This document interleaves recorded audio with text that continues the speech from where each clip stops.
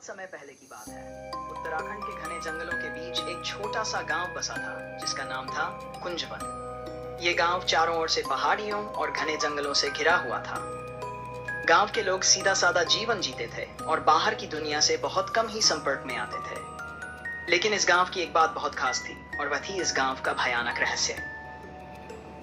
गांव के बीचों बीच एक पुराना टूटा फूटा कुआं था। लोग कहते थे कि उस कुएं में भूतों का वास है। गांव में किसी को भी उस कुएं के पास जाने की इजाजत नहीं थी, खासकर रात के समय। जब भी रात होती, लोग अपने घरों के दरवाजे खिड़कियां बंद कर लेते और बाहर निकलने की सख्त हिदायत देते।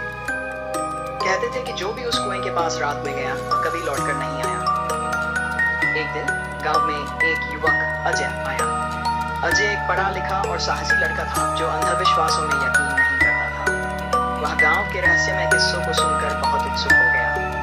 उसने गांव वालों से उस कुएं के बारे में पूछा, लेकिन किसी ने भी उसे स्पष्ट जवाब नहीं दिया।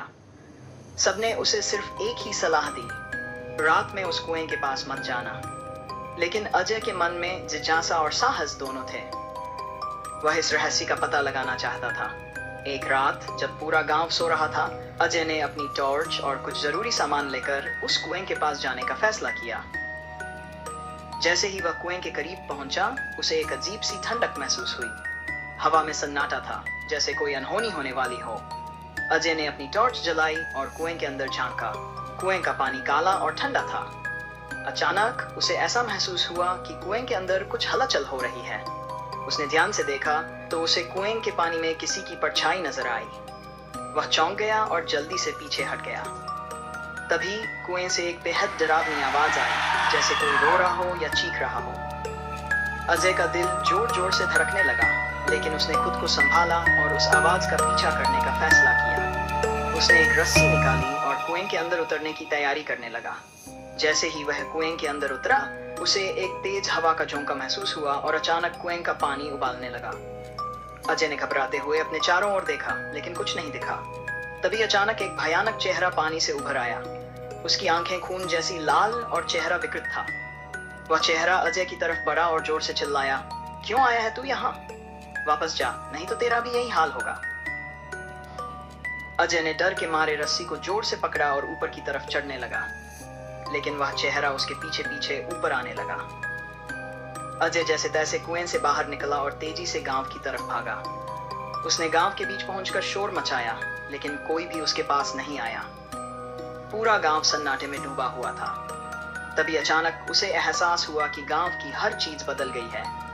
घर पुराने और खंडहर हो चुके थे और चारों ओर अजीब सी धुंध फैली हुई थी। अजय को समझ नहीं आ रहा था कि यह सब क्या हो रहा है। उसने एक बूढ़े आदमी को देखा जो गांव के बीचों बीच खड़ा था और उसे घूर रहा था।